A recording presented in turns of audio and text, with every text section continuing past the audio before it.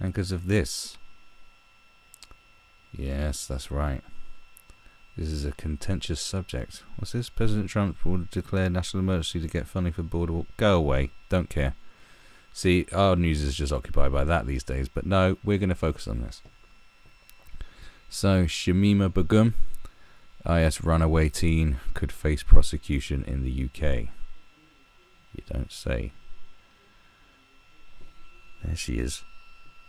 So, she was 15 and living in Bethnal Green when she left the UK in 2015. Oh, that rhymes. Do they know what? Do you know what? Oh, that's good alliteration, that. It's really good.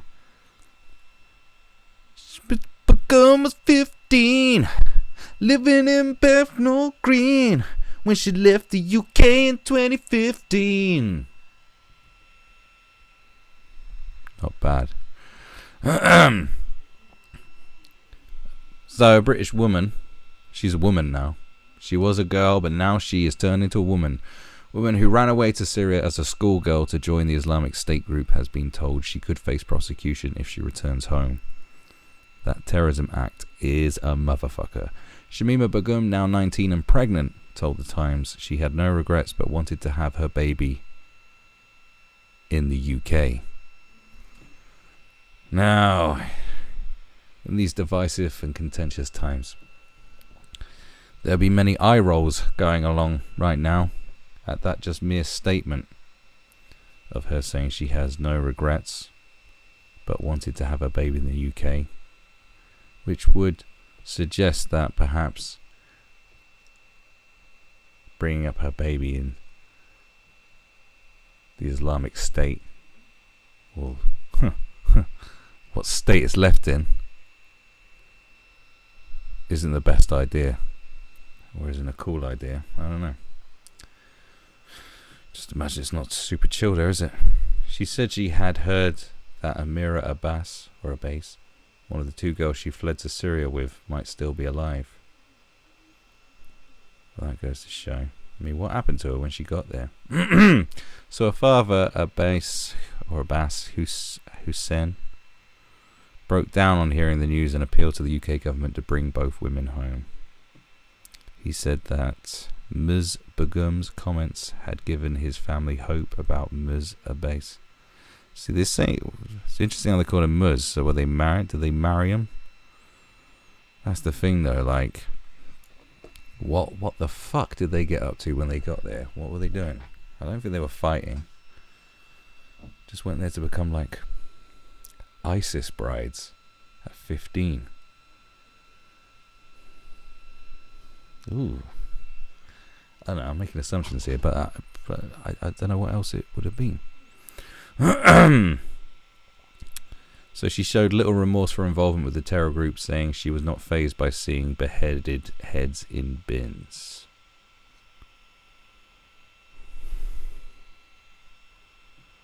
But, you know, some people have got a stronger stomach, I suppose. I don't regret coming here, she told Times journalist Anthony Lloyd, who found her in the camp. I'm not the same silly little 15-year-old schoolgirl who ran away from Bethnal Green 4 years ago. Yes, I'd imagine you're not. Hanging around with beheaders and fucking, you know, just general ISIS lunatics. I can imagine 4 years in that 4 years in a war-torn environment with fundamentalist lunatics might have a profound effect on a young girl. But what do I know? The caliphate is over. There was so much oppression and corruption that I don't think they deserve victory. Oh. So her problem, apparently, was the oppression and corruption. You know, not the fact that they, you know, drowned people and chopped people's heads off and put them on stakes and decapitated journalists and persecuted homosexuals.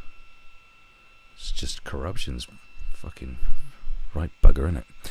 I just want to come home to have my child. I'll do anything required just to be able to come home and live quietly with my child.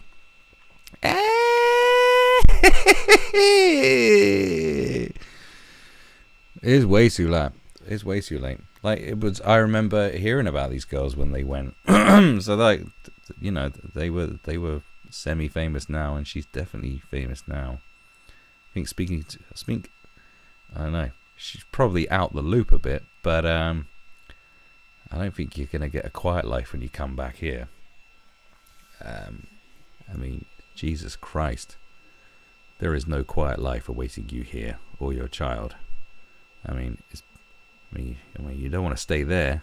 At the same time, you know, I mean, there's less chance of, you know, getting hit by a drone strike, I suppose, here. But you know, earlier Security Minister Ben Wallace told the BBC he would not risk any British officials' safety trying to bring back Miss Begum, who is currently in a refugee camp in northern Syria. Fair enough, but Mr. Wallace said that any Britons who had gone to Syria to engage or support terrorist activities should be prepared to be questioned, investigated, and potentially prosecuted if they came back to the UK. Really? Yeah. Surprising.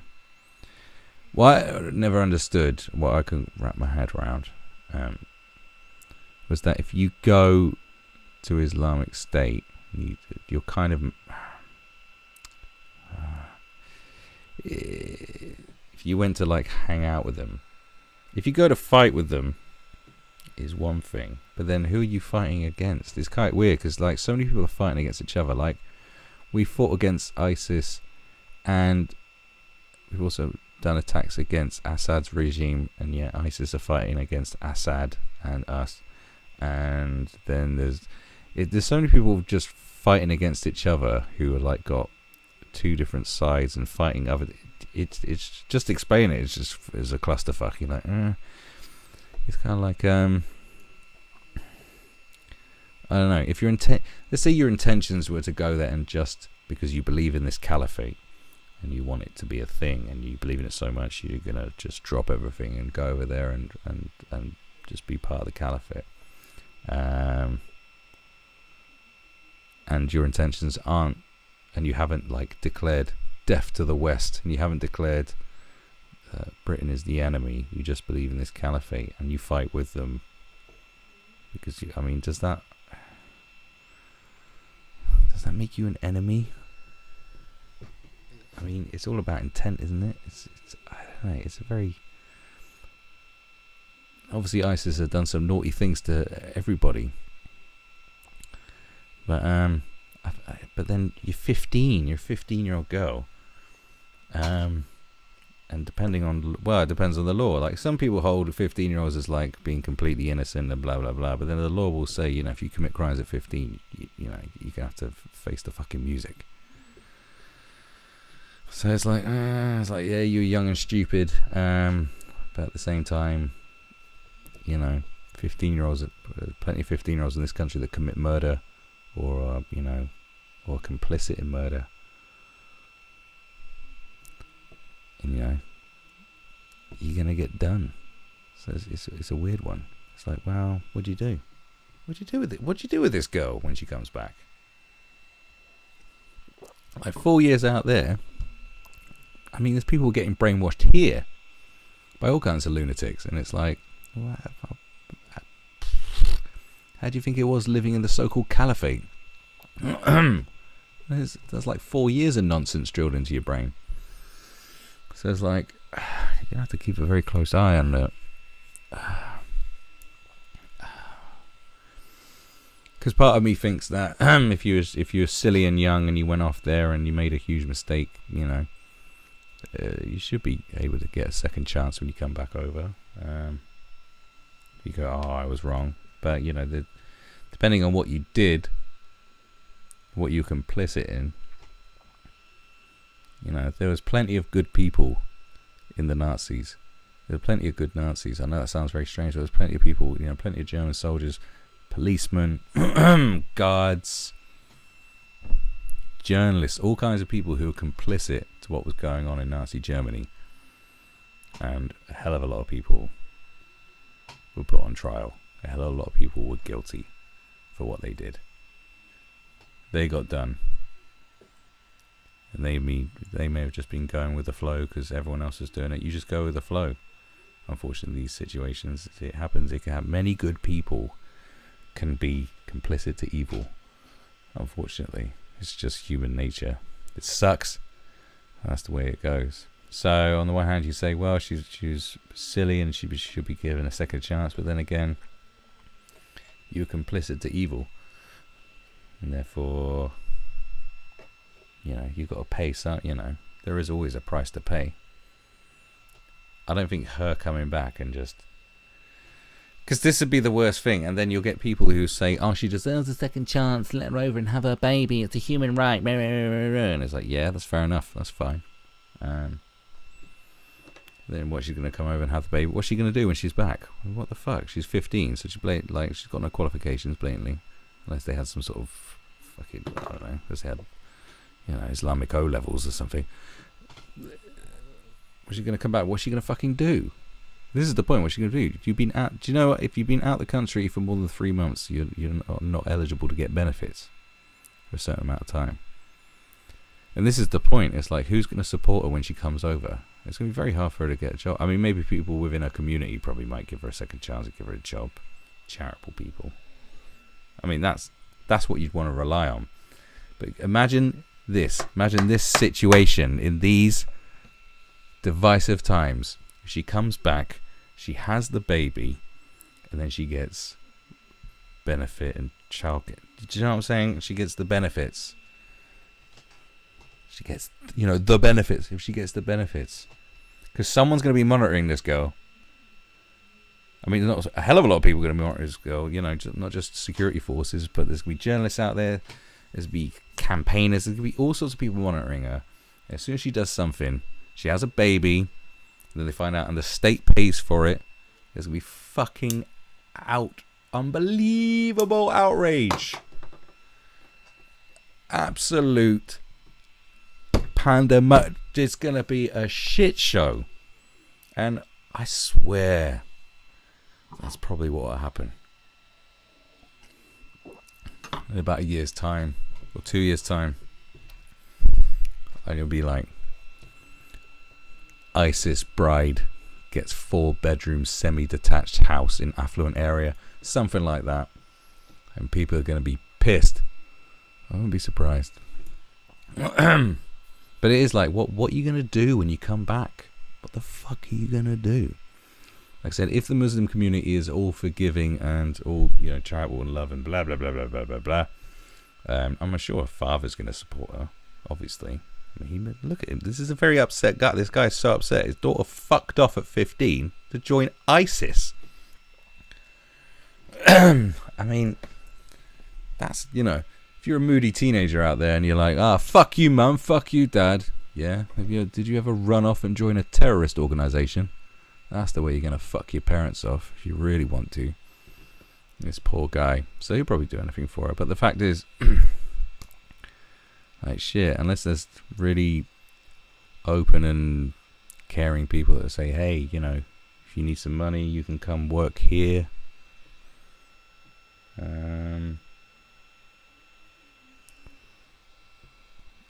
But otherwise, it's like, what the fuck is she going to do when she's back here? And what she, there's all these questions. And these are the questions that, like, the Home Office should be answering. Or anyone who's in charge of whoever's supposed to be in charge of this kind of thing, or monitoring this kind of thing, is going to have to say, well, what the hell is she going to do? However, the father of Ms. Abbas, I'm going to call it Abbas, alright, or Bazi Abbas, I'm just going to call it Abbas, alright, believes that the UK should help bring back both his daughters and Ms. Begum. Abbas Hassan told the BBC that his daughter had spoken to him since she left some text 2 years ago telling him not to worry about her.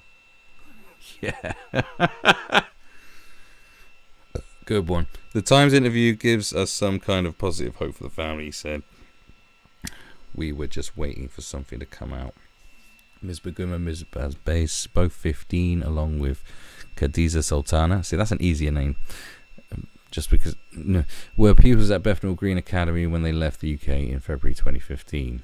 The school friends flew from Gatwick Airport to Turkey after telling their parents they were going out for the day.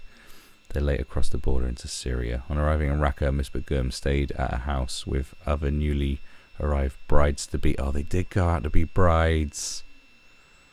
I applied to marry an English-speaking fighter between 20 and 25 years old. So you apply what they... Do you know what I mean? They like... It was like a mail-order terrorist bride organisation. This is fucked, isn't it? 10 days later, she married a 27-year-old Dutch man who had converted to Islam and has been with him ever since. God, he's a convert as well. You got to be a proper nutter. That's a real nutter, is a convert who goes to fight. That's a true nutter. I'm telling you, that's a real nutter. The couple escaped from Baghouz, IS's last territory in eastern Syria 2 weeks ago.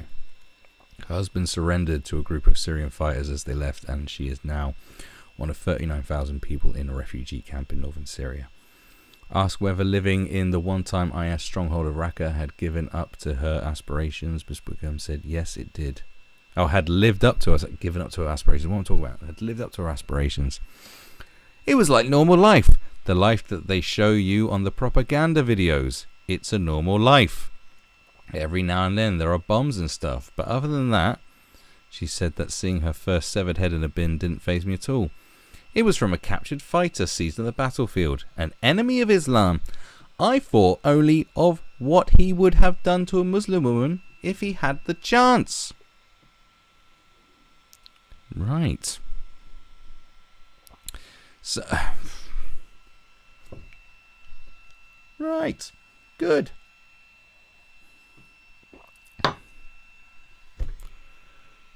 Well, that doesn't sound like someone that's brainwashed. Shamima Begum was legally a child when she pinned her colours to the Islamic State mast, and if she was still under 18 years old, the government would have a duty to take her and her unborn child's best interest into account. But she's now an apparently unrepentant adult, and that means she would have to account for her decisions, even if her journey is a story of grooming and abuse. That's the thing, though. It's very much looking like it was a story of grooming and abuse. So it's like, I mean, look at this language here. This shows you it's fucked.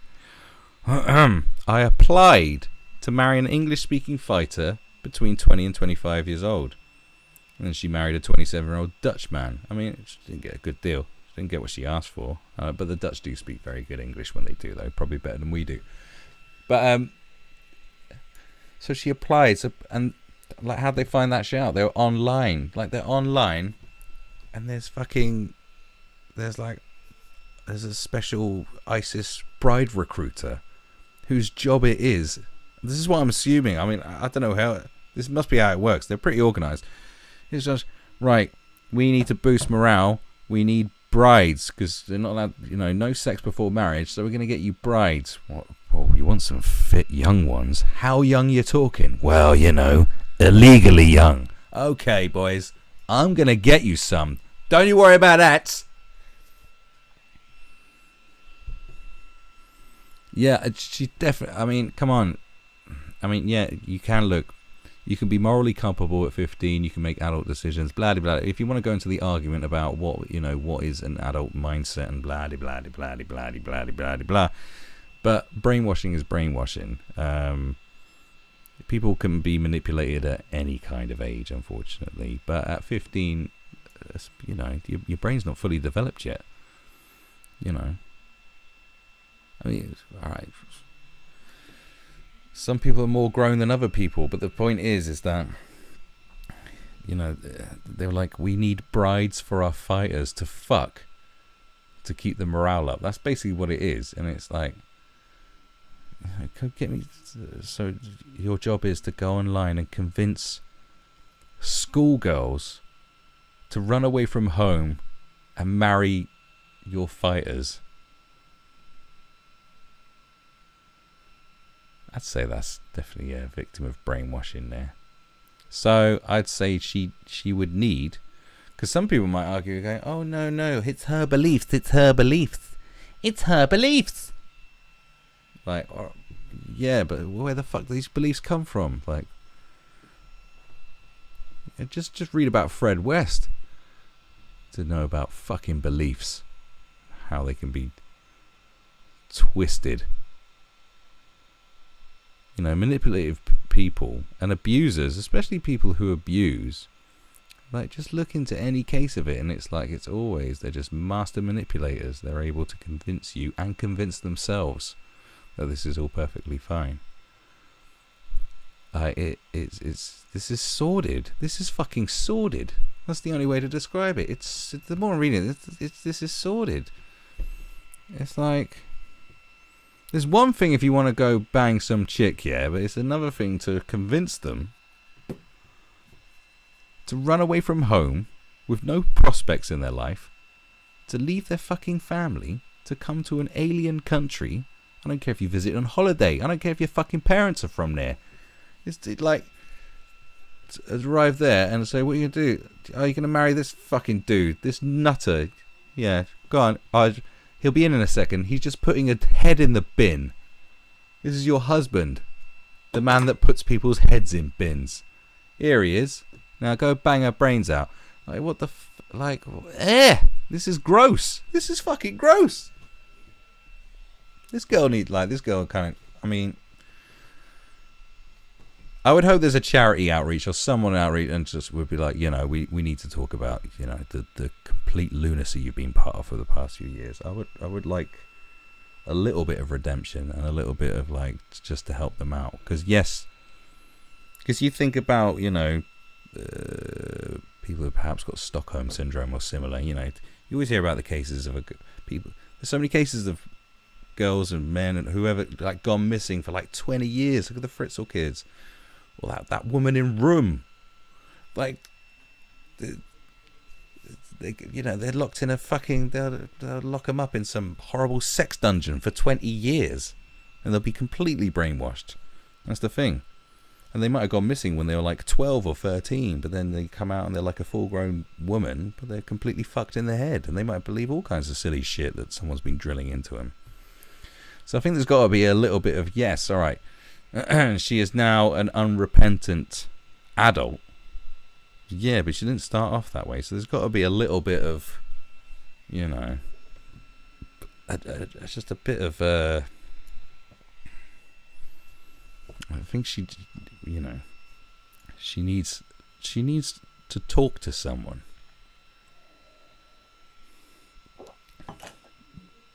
You know. But if she was a headstrong young girl and she's still headstrong and that's who she is now, then fuck her. It's one or the other. But I think this is incredibly sordid. You know, this shouldn't be happening. Like, we're an advanced nation, no matter what anyone says. I mean, half of us are fucking retarded, but we're an advanced nation. Therefore, you know, we've made many advances and we've led the way in certain respects. We should be striving to do much better. And I think the fact that we can have young girls who can get groomed online by fucking terrorist nonce bride organizers, whoever, I'm sure there's a better name I could come up with. The fact that can happen, and they'll do it, it's like, it's totally fucked. Like, this isn't the country I thought I was living in when I was a kid. This is nonsense. This is the sort of thing that happens in America and silly places like that. Ms. Begum said losing her two... she lost... right, that's the mum. It came out of nowhere. It was so hard. Her daughter died at the age of 1 year and 9 months old and was buried in Bacchus. Hang on. I've totally missed something here. Right. Another British jihadi bride, Tarina Shakil, who got out of the war zone with her child, lied to the security services on her return and was jailed for a membership of a terrorist group. That'll happen. If Ms. Begum got out of the country, that is the kind of charge she could face, along with encouraging or supporting terrorism. I mean, you can get jailed in this country for a hell of a lot less with supporting certain things. I think running off and joining one is definitely chargeable. But that's a long way off. Assuming she made it to an airport, the UK could temporarily ban her from returning until she agreed to be investigated, monitored, and de-radicalized. Well, I'm glad they have a de-radicalization service going on. I mean, that's the least they could do. Temporarily ban her from returning until she agreed to be investigated. Oh, you can only come back if you agree to being investigated, monitored, and de-radicalized. Like, what, you have to agree to it? Why don't you just let them in and do it anyway? Social services would also certainly step in to consider whether her child should be removed to protect him or her from radicalization. Fair enough. In her interview, Ms. Begum talked about Khadija Sultana, who accompanied her to Syria. She said her school friend had died in a bombing on a house where there was some secret stuff going on underground. I can only imagine a massive grooming sex den at this rate. I never thought it would happen because I always thought if we got killed, we'd get killed together. That is the kind of sweet, silly thing a child would say. A lawyer of Ms. Sultana's, so you see what I mean? A lawyer of Ms. Sultana's family said in 2016 that she was believed to have been killed in a Russian airstrike. Phew, at least it wasn't us. Ms. Begum said losing her 2 children came as a shock. It just came out of nowhere. It was so hard. Yes, it would be. God, this goes on for quite a while. So this is this. Dal Babu, a former Metropolitan Police Chief Superintendent, said it should be remembered that Ms. Begum was groomed as a child to become a radicalized woman and was a victim of brainwashing. That's one of my things I said. Lord Carlisle, a former independent reviewer of terrorism legislation, said Ms. Begum would have to be accepted into the UK if she had not become a national of any other country.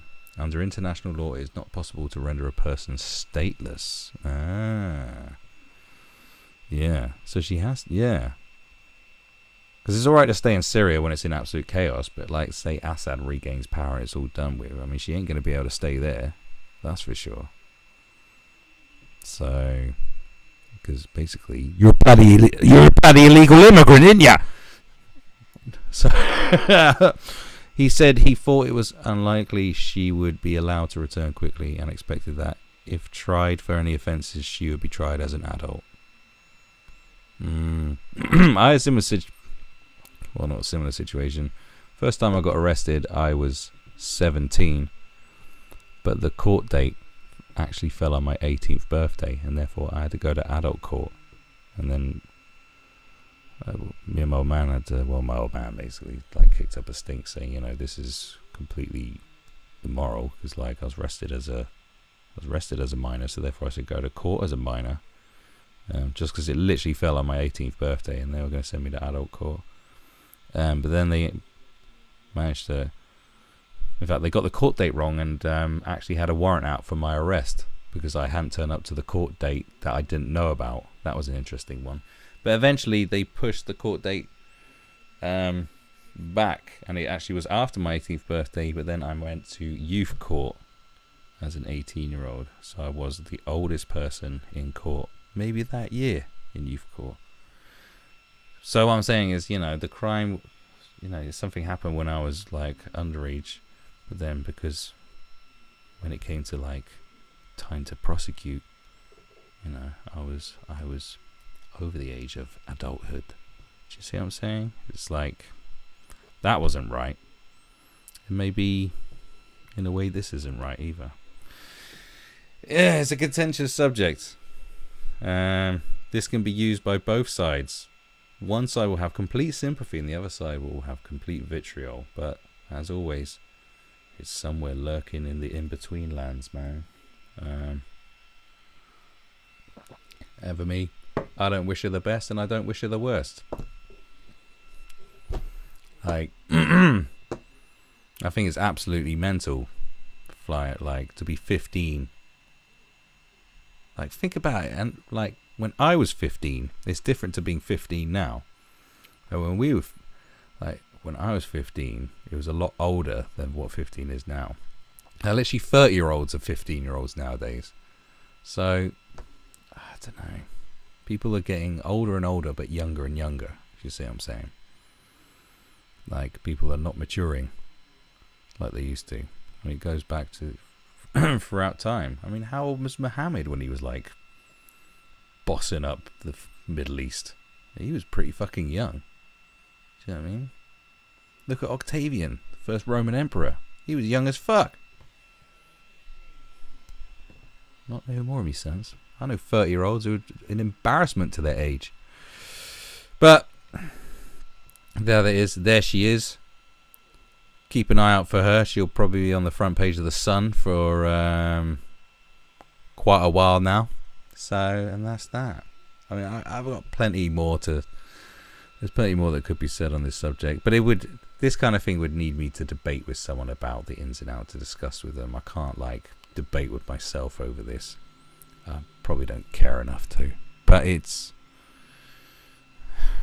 a thing, and you got to think, as Islamic State, as ISIS continues to falter. I mean, you had a few hundred Britons went off there, and of the ones that haven't died, probably the best option, because it doesn't look like they're going to win anything right now. They're going to be coming home, and there's more and more are going to be coming home. Then we're going to have a whole new heap of bullshit to talk about. But at least I've seen this. I saw this on, my mother was watching the TV news, and this was on it. It's on BBC. So, at least mainstream media are actually acknowledging it without fear of going, oh, because it's going to have to be addressed, because I think we're going to see more and more of this. It's a thing. Yeah. Basically, 15-year-olds should not be groomed enough online to fly off into a fucking crazy war zone where people get decapitated and it doesn't faze them. I don't think that should be a thing. Anyway, let's move on.